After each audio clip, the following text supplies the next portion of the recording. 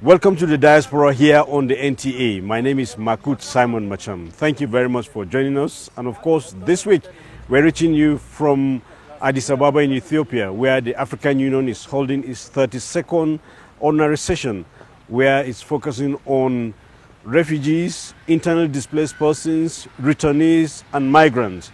So this week we'll bring you the details of this summit and how Africa hopes to tackle these challenges. Also on the program, we have highlights of the issue of seizure of funds belonging to Nigerian passengers on transit via Addis Ababa for allegedly contravening the money declaration laws here in this country. We'll give you details of what is happening with the seized monies and, of course, what needs to be done to recover them. Indeed, what should Nigerians who are transiting through Ethiopia know about the regulations for money declarations? Welcome to the program. I am Makut Simon Macham.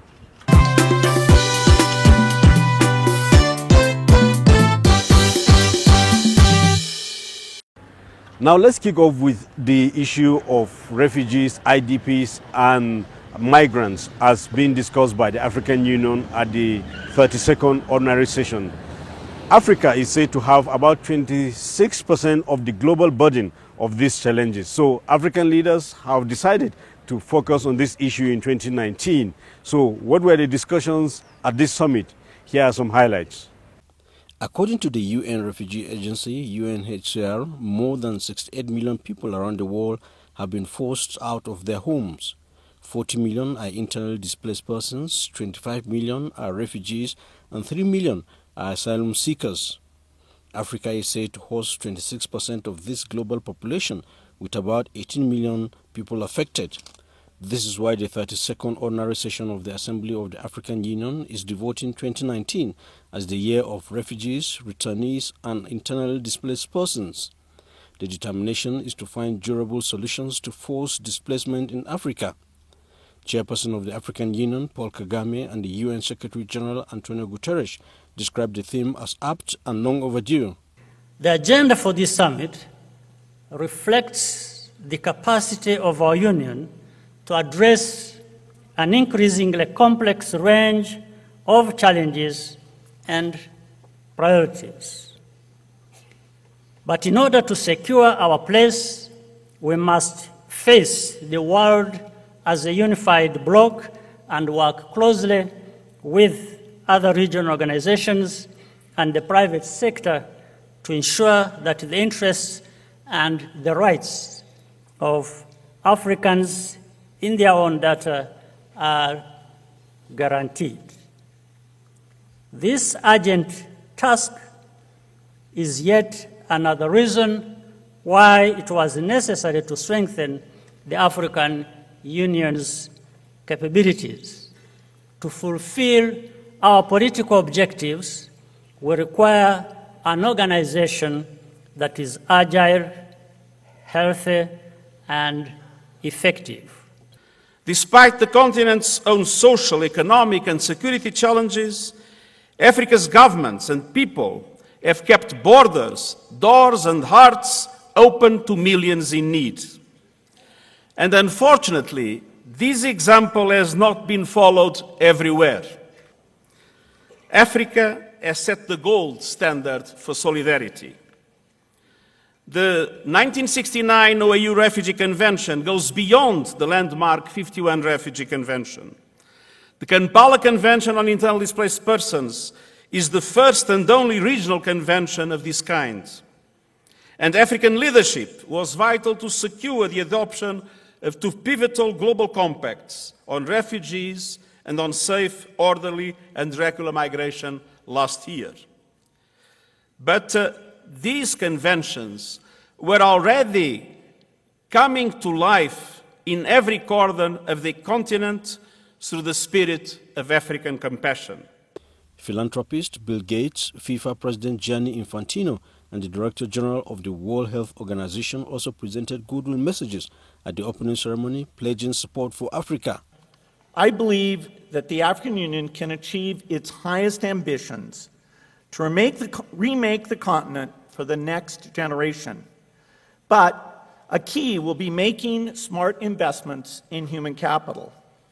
Our foundation has spent 2 decades on the continent partnering with governments to do that. We've had great success in lots of places, including Rwanda, Ethiopia.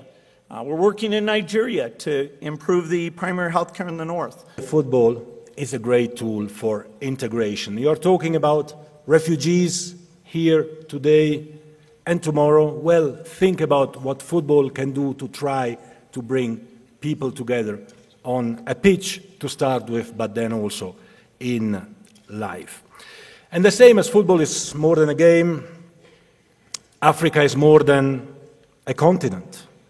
The social and economic impact of Africa in the world is growing, and football can certainly play a very important role in the development, in the recognition of Africa all around the world, because there is a great passion for football here. In Africa, you live football, you don't only play football. Nigeria's Foreign Affairs Minister Geoffrey Onyema says Nigeria welcomes the theme and will exploit every opportunity to tackle its challenges with IDPs, refugees and other migrants. Importantly, we endorse the Global Compact for Safe, Orderly and Regular Migration adopted in Marrakesh in December 2018.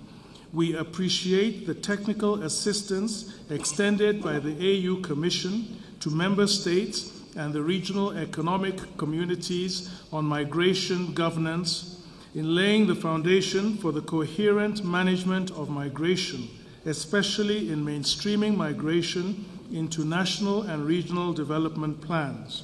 Finally, Nigeria welcomes the report on the establishment of the African Union Migrations Observatory, as this body could and should certainly provide more tools at the disposal of the continent in handling migration.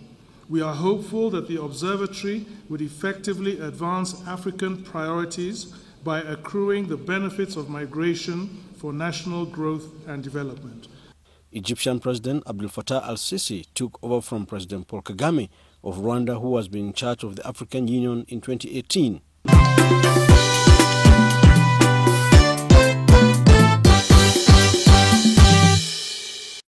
Indeed, Africa needs to move very fast to resolve these issues, as many of its citizens are suffering in various ways. Now let's still move to other issues, but here in Addis Ababa, Ethiopia, where the Nigerian Embassy and Permanent Mission to the African Union recently issued out an advisory to Nigerians telling them to beware of the money declaration laws here in Ethiopia. Indeed, many have fallen victim where their monies were seized because they did not declare the amounts they had according to the laws of Ethiopia, which put the threshold at $3,000 instead of $10,000 that many Nigerians know and are used to back home. And so we took up this issue wanting to know what exactly is the situation on the money declaration issue. So we spoke with the Minister Counselor at the mission, who gives us an insight into what the problem is.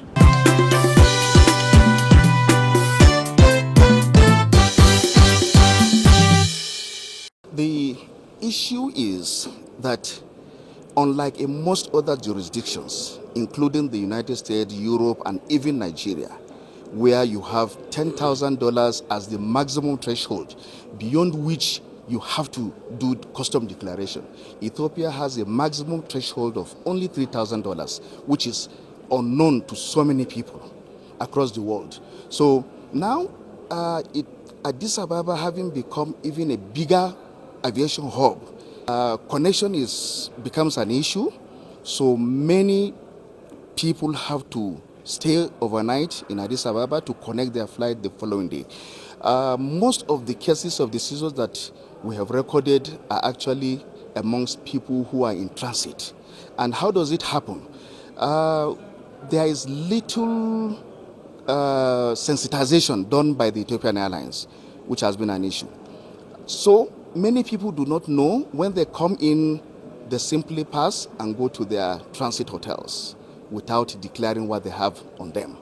And on their return the following day to take their flight, suddenly this is done like a random check.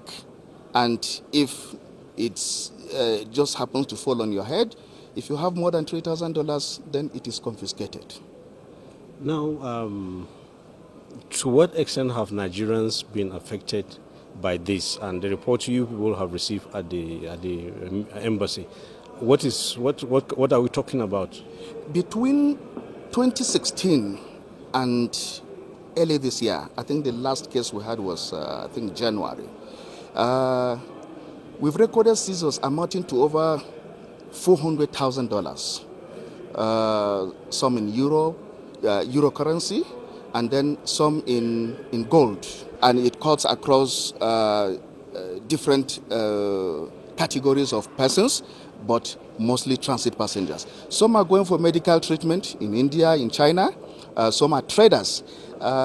We have cases of people who maybe a collection of traders put together some monies and then entrust it to one person who is supposed to go to like Dubai or China or some other places to go and buy goods for the entire group, and then the money gets seized. Through the advocacies that we have embarked upon, the authorities of the Ethiopian Airlines now have self-deposit boxes in transit area of the Bola International Airport. So I will appeal to our Nigerian travelers that they should not be wary of using the self-deposit boxes. If they have monies and valuables that they do not want to maybe move out of the airport with, it is best to put these monies and valuables in these self-deposit boxes in the transit area. They are safe. They are indeed safe. They will receive written declaration that they have deposited these things in the safe boxes, and they will go with the keys. They have also started including notices of this threshold on the accommodation vouchers that they give to transit passengers. These notices are there in English, in Arabic, in French, and in Amharic. So, but there's another angle to it. The authorities really do not bother to put people through the process. So, like in Nigeria, if you have over $10,000, there is a point after immigration, you get to customs. You won't pass if you have already indicated that you have over $10,000 until the customs person finishes with you. In this case, it is not like that. When you come, even if you have indicated that you have over $3,000, nobody will seem to ask you. So if nobody asks you for the form, you simply assume that you have fulfilled all righteousness and you pass. It's only when you are now coming back that somehow you are accosted and you are asked, do you have over this? I'm very much aware of this situation where our compatriots' money are seized when they pass through Addis Ababa. And it is disheartening that many of them does not have the required information, and which leads to the government of Ethiopia seizing their hard-earned money. Why is this not very popular? Why? Because elsewhere people know that they have to declare monies. Is it because of the threshold, or is it because people don't want to declare? I don't understand. So what do you know? No, I think it's a deliberate attempt to take, maybe because the governments will want to increase their revenue, because they ordinarily the airline, which is the Ethiopian airline, they need to sensitize the people to say that this is the law when it comes to concerns currency in the country, but this information is hidden from people. And when they come in, especially it affects mostly those who are in transit. What do you think should be done to avoid this from reoccurring again? What we need to do is our people need to understand the law of the country. Ethiopia, as a nation, allows only $3,000 as maximum you can carry. And when they go when they are boarding the plane, they must ask the Ethiopian airline people. So when they enter here, they must declare the money they have with them. And not only declaring, they must ensure that they deposit that form with the required custom office in the airport. Or else they can still give them problem when they are going out if they have that, if the proper declaration is not done. Even though you fill the paper, there's still a way of trying to make sure that, because they may look at your ignorance of not knowing the law to be able to take the most important is to, looking at it is the government is trying to stem the state of illegal, maybe of their own citizens taking money out, maybe using some of our brothers. So you need to properly declare and deposit the document with the customs at the airport. So I think that is the best approach to our people need to know. And the airlines, when they in Nigeria too, need to give this kind of education and create this awareness for our people, because Nigerians are hardworking people, and we cannot work and come and lose the money to the government of Ethiopia due to ignorance of the currency regulations in this country.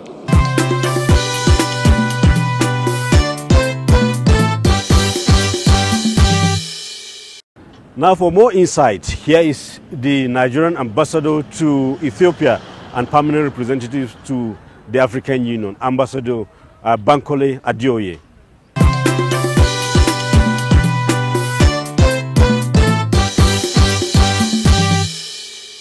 But while they are in Ethiopia, they must declare. It is not forbidden. It is the declaration on entry into the Ethiopian territory. So we are trying to create greater awareness using all means, the media, the social media, indeed government sources, to push for that awareness, that information circulation, so that all Nigerians will have travel hitch experience when they come through Ethiopia on their onward journey. Only 10% of thousands of Nigerian passengers from the 5 destinations in Nigeria. And because of these 5 largest destinations in the world, apart from China, there are a number of Nigerians who have been caught breaching the law allegedly.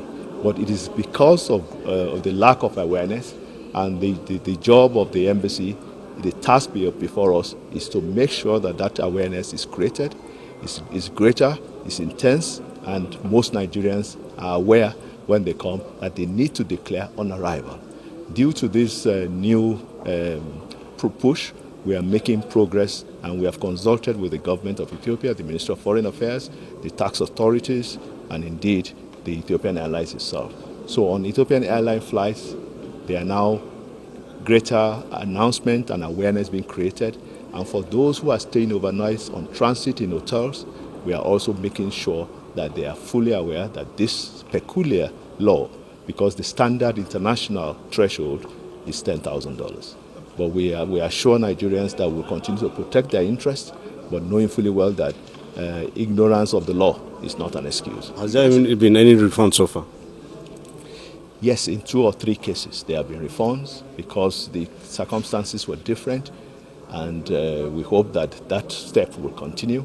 And since we came, we have raised it with the highest level authorities, and indeed the former Prime Minister did give go-ahead for the refund of some of the seized foreign currencies.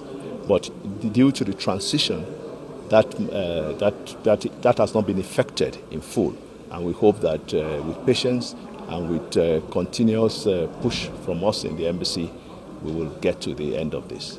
But meanwhile, our job now is to stem that tide, to ensure that we don't have more and more innocent, small enterprising Nigerians, indeed some going for medical treatment in India, who have indeed could not undertake their medical treatment, have been subject to this very harsh rule. But we know that it is in the sovereign right of Ethiopia to continue to protect his own economy the way he deems fit. We provide consular assistance. Indeed, we source local lawyers for the last case where we had $141,000. We actually assisted the Nigerian in question, who is a Nigerian but who lives in the Democratic Republic of Congo. And he has lived there for 18 years, and he was going back to Nigeria to purchase some spare parts. But his $140,000 plus was seized by the Ethiopian authorities.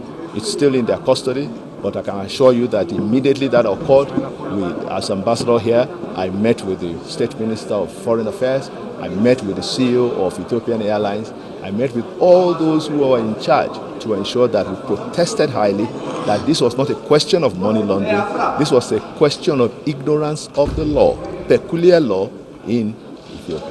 Some passengers sleep here not of their choice, but because of the transit arrangement by the airline. Why is it that the airline has no form of any announcement, so to say, from there? And they have been flying to Nigeria for long years. So it looks to me like a setup, like a trap that they want Nigerians to walk into. Yeah, we don't want to believe that this matter is an entrapment or a direct assault on Nigerian people. Because I can tell you that the ECOWAS group of ambassadors here and permanent representatives have started taking full measure to address this matter. Indeed, most West Africans and Central African traders have been affected by the same rule. So what we're doing is to make sure that as a group we put pressure on our host government and to see reason why these funds should be released. But I can assure you that from our vantage position in Addis Ababa, it is not a direct assault on the people of Nigeria.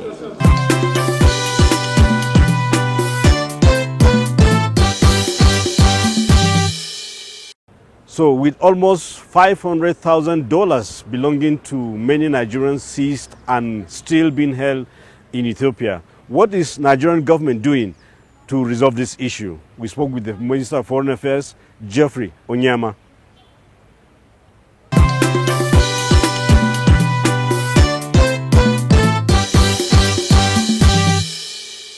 It's a question of sensitization, and our ambassador here has engaged Ethiopian Airlines. We feel that it's really incumbent on Ethiopian Airlines to inform passengers coming into or transiting Ethiopia that once they're leaving Ethiopia, however short their stay, that they have to declare anything above $3,000.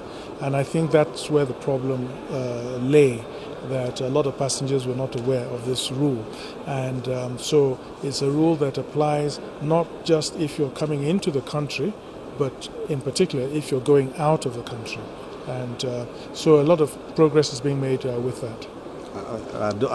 Is there any hope of some of those seized monies getting back? Well, some have been, but the law is there. They do have a law, and they do. So it's not only Nigerians actually. It affects so many other countries, you know, and you know. So it's for each individual to argue for. But we've been able to get some monies back for some Nigerians that have had their funds seized. But the most important thing, and the ambassador has assured me, that the numbers have fallen drastically since this cooperation with Ethiopian Airlines to sensitize Nigerian travelers passing through Ethiopia.